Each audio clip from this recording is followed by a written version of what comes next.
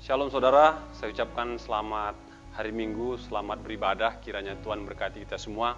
Saya berdoa kiranya kekuatan, kesehatan, perlindungan daripada Tuhan ada buat kita dimanapun kita berada. Saat ini kita akan mendengarkan firman Tuhan, namun sebelum saya berkhotbah, mari kita menundukkan kepala dan kita berdoa bersama-sama. Tuhan Yesus, terima kasih buat hari yang indah, di mana Tuhan beri kami kekuatan, kesehatan, kehidupan, damai, sukacita, sejahtera. Engkau Allah yang sungguh luar biasa Tuhan. Saat yang indah ini juga sebentar kami mendengar firman Tuhan. Mari arahkan pikiran kami, buka hati kami, jamah roh kami, agar berkati oleh kebenaran firman Tuhan. Kami sambut firman-Mu yang luar biasa ini. Dalam nama anak-Mu Yesus kami mengucap syukur dan berdoa. Yang percaya katakan amin. Saudaraku, saat ini saya akan sampaikan firman Tuhan. Judulnya Hidup oleh Iman atau Living by Faith. Ketika saya baca Alkitab dan saya cari ayat-ayat yang berbicara mengenai orang benar hidup oleh iman atau orang benar hidup oleh percayanya. Ada 3 teks Alkitab yang sangat-sangat eksplisit berbicara mengenai hidup oleh iman. Pertama terdapat dalam Habakuk 2 ayat 4. Alkitab katakan sesungguhnya orang yang membusungkan dada tidak lurus hatinya, tetapi orang yang benar itu akan hidup oleh percayanya. Sekali lagi saya bacakan, sesungguhnya orang yang membusungkan dada tidak lurus hatinya, tapi orang yang benar itu akan hidup oleh percayanya. Karakteristik orang yang hidup oleh iman, itu saya dapatkan dari kitab Habakuk. Orang beriman adalah orang yang hidup bukan didasarkan pada kekuatan atau kemampuan dirinya, namun karena percayanya kepada kemampuan Tuhan yang sanggup memelihara kehidupannya. Kitab Habakuk mempresentasikan 2 tipe orang. Pertama itu adalah orang fasik, kedua itu orang percaya. Orang fasik diidentikan dengan bangsa Kasdim yang sedang berjaya pada masa itu, yang menghancurkan banyak bangsa-bangsa, yang menundukkan banyak raja-raja, dan juga menghancurkan orang Israel, sekalipun orang Israel percaya pada Tuhan. Pada masa itu, kenapa orang Israel dihancurkan oleh orang Kasdim? Karena ada masa-masa di mana orang Israel tidak percaya lagi pada Tuhan, tidak menyembah Tuhan, tidak setia pada Tuhan. Dan Tuhan mengangkat bangsa Kasdim menghukum orang Israel. Dan ketika orang Israel dihukum, mereka berseru kepada Tuhan, mereka berdoa kepada Tuhan agar Tuhan limpahkan pertolongan kepada orang-orang yang berseru kepada Tuhan. Bapak Ibu Saudara, dalam Alkitab ketika saya baca mengenai orang benar akan hidup oleh percayanya, orang benar di sini kondisinya dikontraskan dengan orang yang membusungkan dada. Orang membusungkan dada itu adalah orang angkuh, orang yang percaya pada kekuatannya, pada kemampuan dirinya, kepada kecakapannya. Dan ini dikatakan ini lawan daripada orang beriman. Oleh sebab itu bisa dikatakan orang beriman itu, orang benar itu atau orang benar yang hidup oleh iman itu adalah orang yang jauh daripada kesombongan, jauh daripada keangkuhan, jauh dari hal-hal yang merasa diri mampu, diri bisa, diri kuat. Melainkan mereka senantiasa bergantung kepada Tuhan, berharap pada Tuhan, percaya pada Tuhan, berserah pada Tuhan. Dalam bahasa Ibrani, kata percaya itu saya dapatkan dari kata, ketika saya pelajari itu dari kata emuna. Emuna itu nanti lari dengan kata aman. Aman itu nanti Bapak Ibu nanti masuk dalam bahasa Inggris dan bahasa Indonesia itu kata amen, artinya percaya atau yakin sungguh-sungguh. Percaya atau yakin sungguh-sungguh. Oleh sebab itu ketika orang Kristen berdoa, di akhir doa kita akan katakan amin. Apa artinya? Ketika kita berdoa, di akhir kata kita katakan amin. Itu berarti kita percaya apa yang kita doakan tadi sanggup dikerjakan Tuhan, sanggup dijawab Tuhan, sanggup dikabulkan Tuhan. Masalah waktunya itu urusan Tuhan. Jadi Bapak Ibu, apabila kita tidak punya keyakinan dalam doa kita bahwa Tuhan sanggup jawab, maka saya rasa adalah sia-sia kalau habis berdoa kita ragu lalu kita katakan amin. Karena amin itu saudara harus memutuskan pikiran, hati, bahkan segenap diri saudara untuk meyakini bahwa Allah itu sanggup menjawab doa yang baru kita panjatkan kepada Tuhan. Adapun terminologi daripada kata percaya itu adalah ketika seorang bayi berada pada gendongan seorang bapak, di mana bapak ini punya kekuatan tangan yang luar biasa. Itu terminologinya.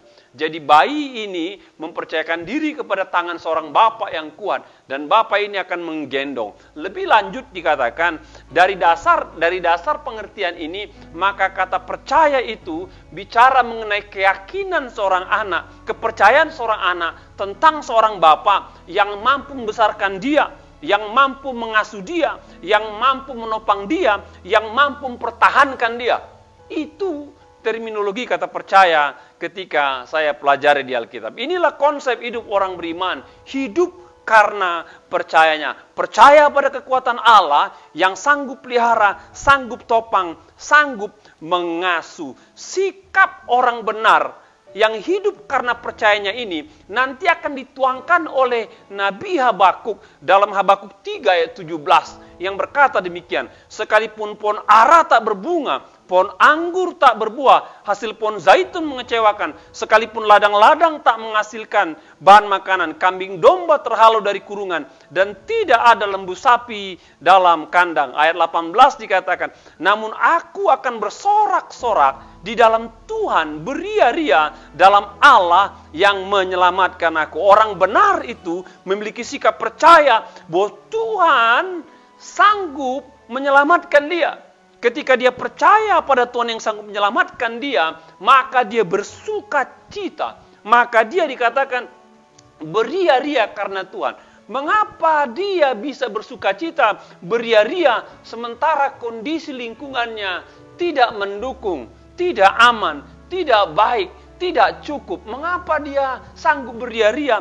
Karena tadi kata amin, kata percaya, meski sekelilingnya tidak ada alasan untuk bersuka cita, namun imannya, percayanya menjadikan alasan dia bersuka cita, karena dia tahu ada Allah yang sanggup peliharakan dia. Dikatakan di sini Tuhan pasti menyelamatkan. Ketika tumbuhan tanaman tidak berbuah, ladang tidak menghasilkan, gagal panen, ancaman kekurangan, upaya usaha yang diperbuat tidak berhasil, ternak kambing domba, lembu sapi itu dijara atau keluar dari kurungan, mungkin diambil oleh musuh. Bahkan hal-hal yang tidak diinginkan terjadi dalam hidup orang percaya, kata Alkitab.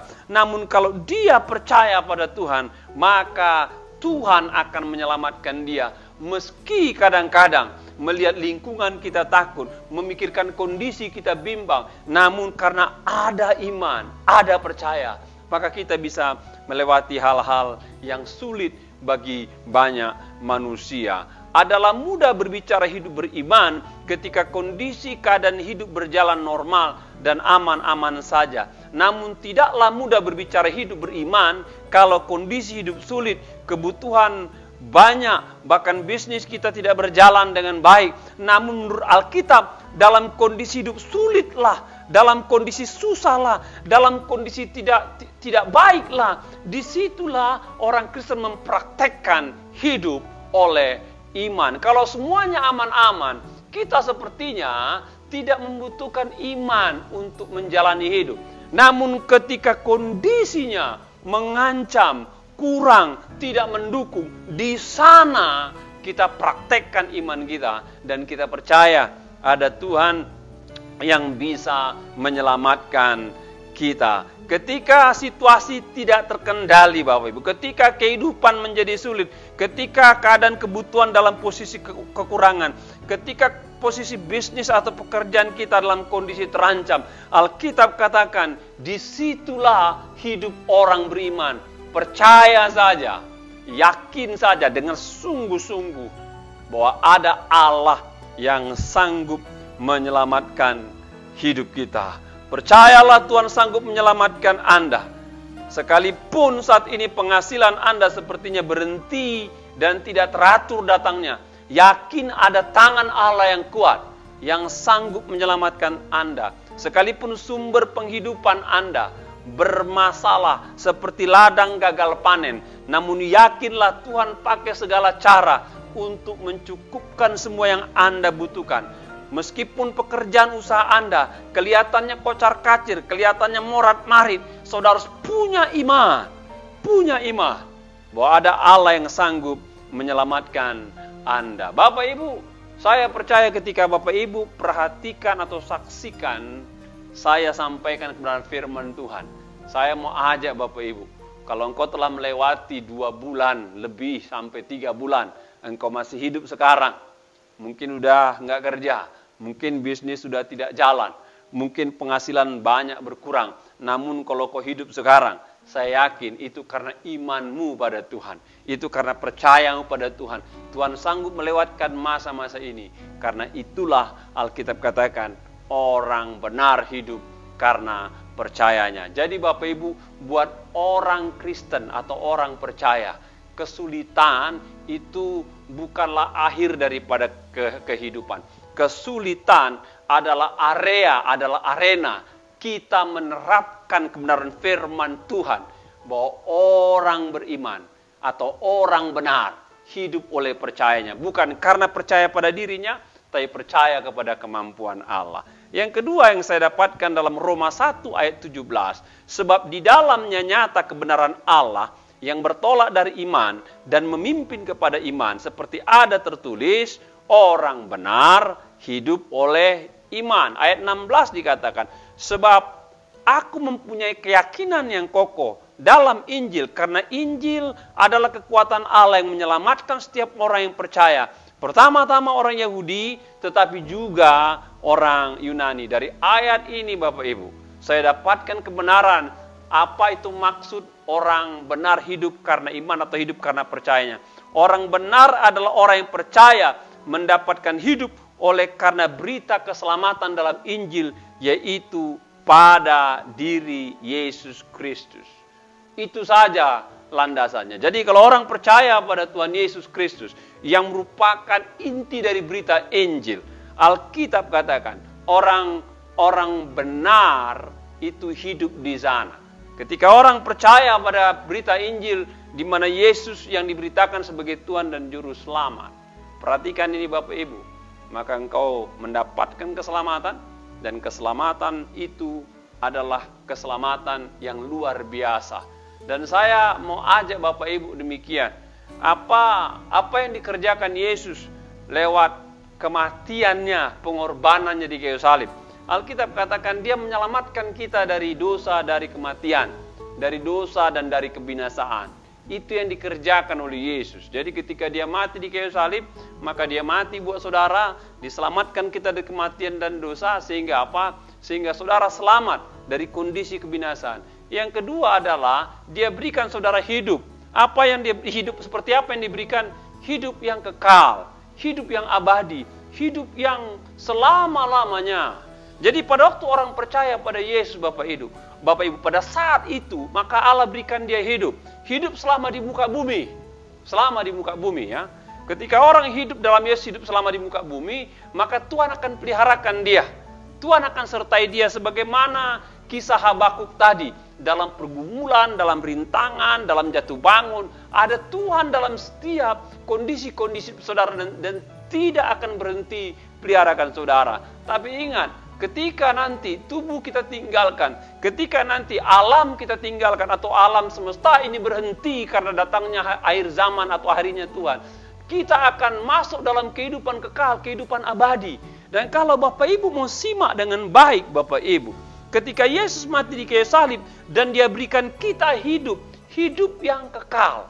Saya percaya Bapak Ibu, karya Tuhan Yesus ini bukan hanya tertarik pada kehidupan saudara di muka bumi, tapi dia lebih tertarik kepada kehidupan abadi saudara, kehidupan kekal saudara. Makanya dikatakan, aku akan kembali ke rumah Bapa dan menjadikan tempat bagimu di sana engkau, dan aku akan hidup sampai selama-lamanya. Jadi kalau saya perhatikan baik-baik Bapak Ibu, ketika Yesus mati di kayu salib, dia mati untukmu. Tujuannya dia selamatkan dirimu dari kebinasan, dari maut. Namun ingat, pada bagian kedua, dia ingin berikan kau hidup, berikan saya hidup yang kekal. Jadi kematian Tuhan adalah jalan supaya kita menerima hidupnya Allah, hidupnya hidup yang abadi, hidup yang kekal. Di sanalah saya lihat potensi penekanan daripada pengorbanan Yesus ketika dia mati di kayu salib, supaya saudara mendapatkan keselamatan di dalamnya, hidup kekal sampai selama-lamanya. Sampai selama-lamanya. Mari saya ajak saudara berpikir, ada banyak manusia ini hanya concern hidup masa kini. Dia mikirin masalah masa kini. Dia mikirin pergumulan-pergumulan selama dia hidup. Itu sementara, Bapak Ibu. Itu sementara. Dan saya mau katakan ada banyak juga orang Kristen sekarang punya mentalitas itu. Ya.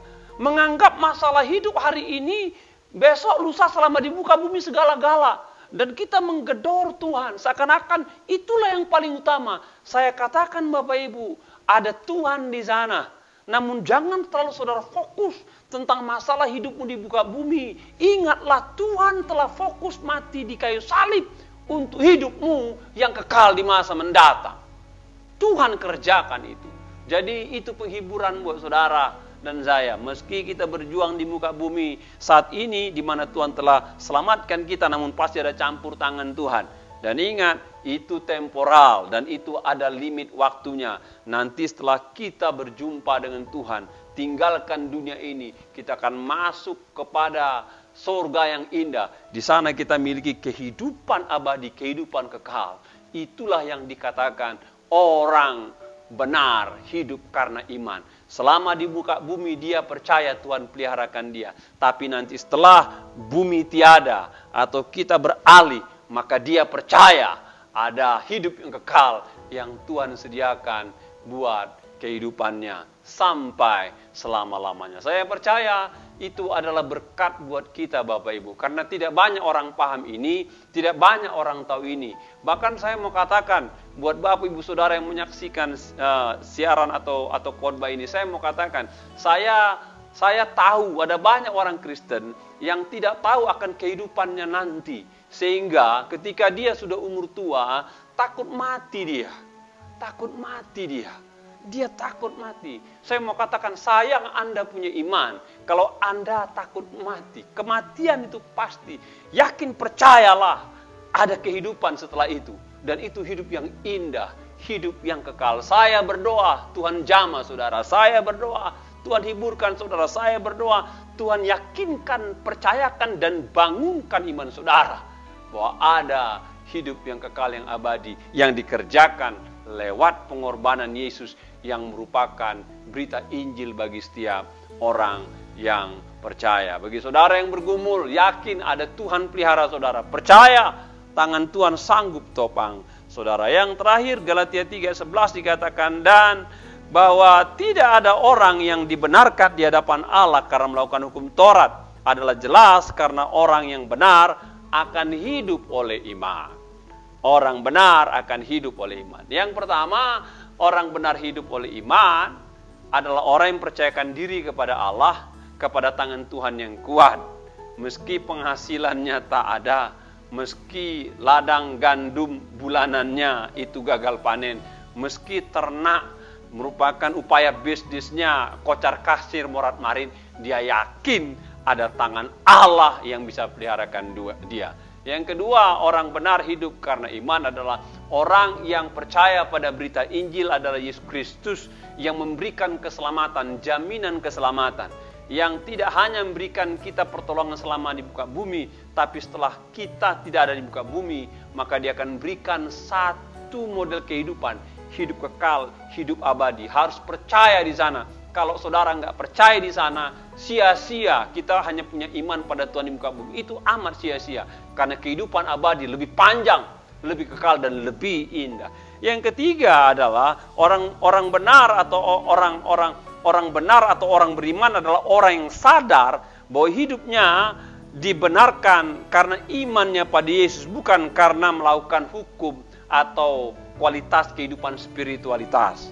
Jadi dia tahu dia dibenarkan oleh karena perbuatan Yesus, pengorbanan Yesus yang membenarkan dia. Rupanya Bapak Ibu, ketika saya pelajari kitab Galatia, ada jemaat-jemaat di Galatia itu adalah orang-orang Kristen Yahudi. Ya, mereka coba memberikan pengajaran, menambahkan pengajaran kalau orang terlihat benar di hadapan Allah. Enggak hanya cukup percaya pada Yesus, tapi harus lakukan hukum Taurat. Itu yang ingin dipatahkan atau ingin dikoreksi oleh Rasul Paulus kepada jemaat Galatia.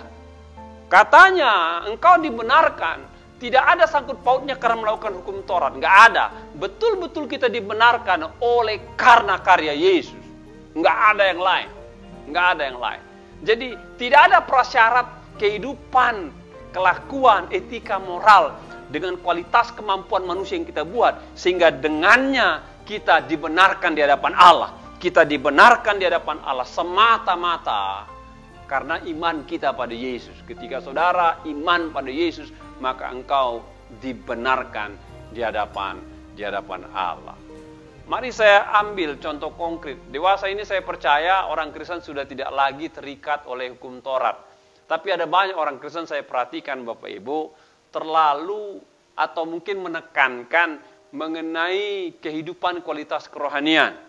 Dan berpikir bahwa kualitas kehidupan kerohaniannya itu adalah nilai plus dia dianggap benar di hadapan Tuhan. Sebagai contoh, ada teman saya, pelayanan dia di sebuah gereja.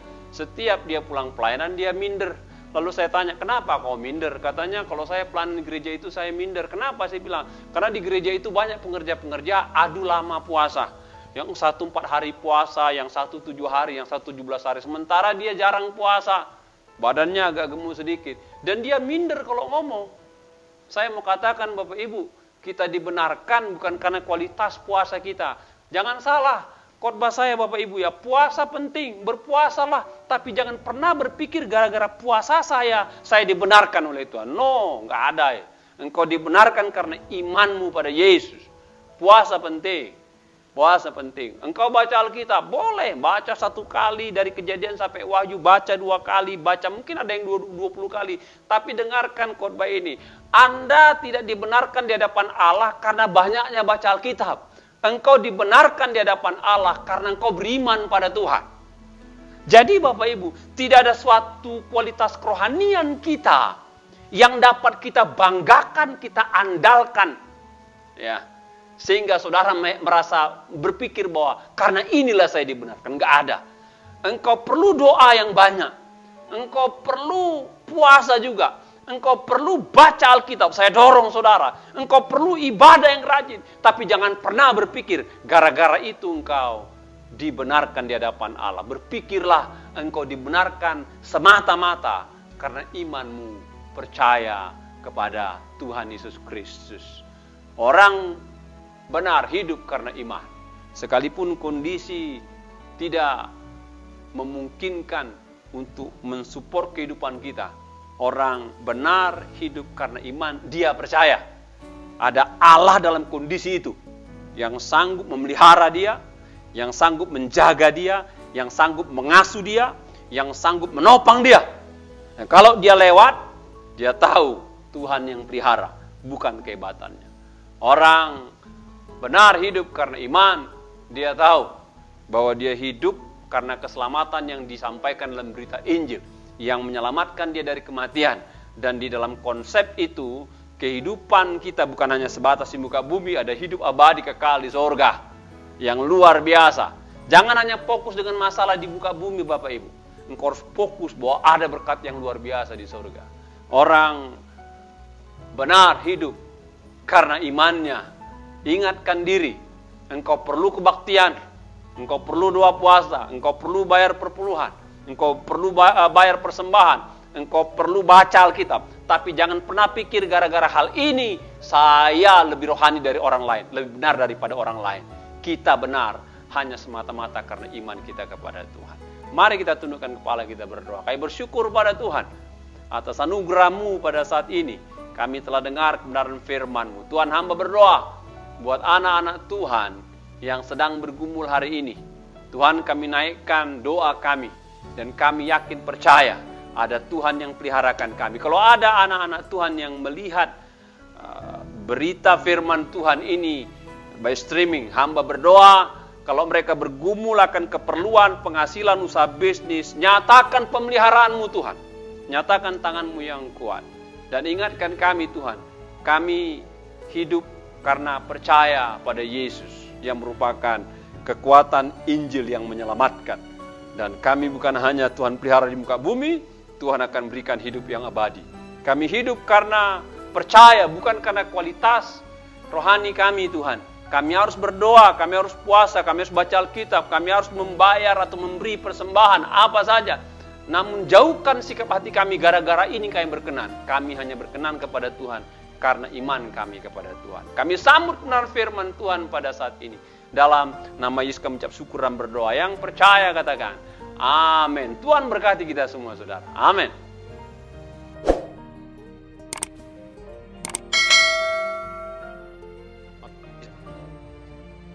Oke.